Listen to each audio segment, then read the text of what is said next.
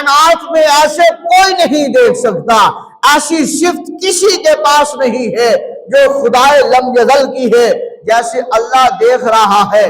کائنات میں کوئی ایسے نہیں دیکھتا جیسے اللہ سن رہا ہے، کائنات میں کوئی ایسے سن نہیں سکتا جیسے اللہ رحیم ہے، کائنات میں کوئی ایسا رحیم نہیں ہو سکتا جیسے اللہ کریم ہے، کائنات میں کوئی ایسا کریم نہیں ہو سکتا جیسے اللہ رحمان ہے، کائنات میں کوئی ایسا مہربان نہیں ہو سکتا جیسے اللہ اپنے بندے سے محبت فرماتا ہے۔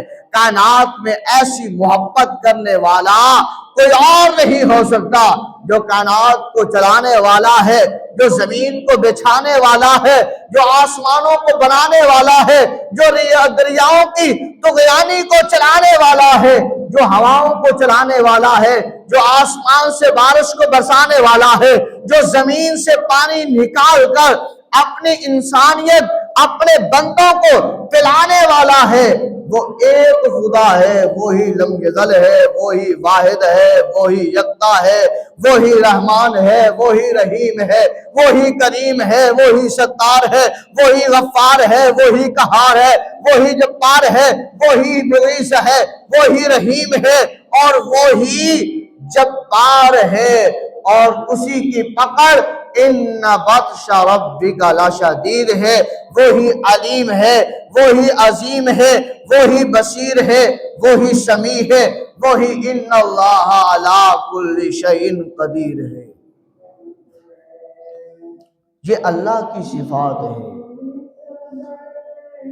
پتہ چلتا ہے کہ توحید ربوبیہ، توحید الوہیہ، توحید اسماء و صفات، اس کا سمجھنا، اس کے اوپر عمل کرنا، اس کے اوپر اپنا عقیدہ بنانا ہر بندہ مومن اور عورت کے لیے ضروری ہے۔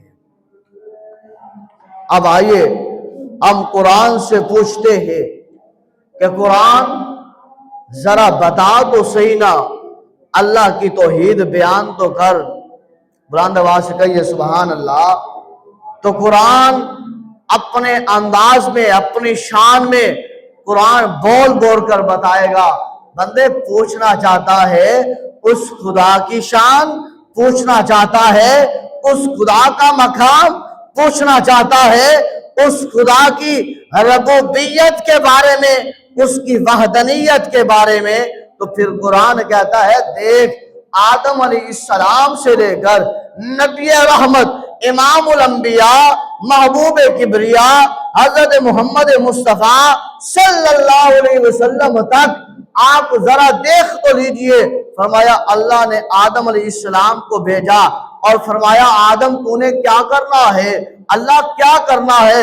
فرمایا تو نے میری توحید کے ڈنکے بجانے ہیں۔ حضرت شیس علیہ السلام کو اللہ نے بھیجا، اللہ نے فرمایا اے شیس تو نے کیا کرنا ہے؟ عرض کرتے ہیں باری تعالیٰ کیا کرنا ہے؟ کریم خدا فرماتا ہے تو نے میری توحید کے ڈنکے بجانے ہیں۔ حضرت نوح علیہ السلام کو اللہ فرماتا ہے اے نوح تجھے میں نے مبعوث فرمایا ہے، نبی بنایا ہے، تو نے کیا کرنا ہے؟ حضرت نوح علیہ السلام عرض کرتے ہیں مولا میں نے کیا کرنا ہے، میرے لیے کیا حکم ہے؟ کریم خدا فرماتا ہے کہ تو نے توحید کے ڈنکے بجانے ہیں۔ حضرت یونس علیہ السلام جو مچھلی کے پیٹ میں رہے، اللہ نے فرمایا اے یونس تجھے میں نے پیدا کیا ہے، تو نے کیا کرنا ہے؟ اللہ کیا کرنا ہے؟ فرمایا تو نے میری توحید کے ڈنکے بجانے ہیں۔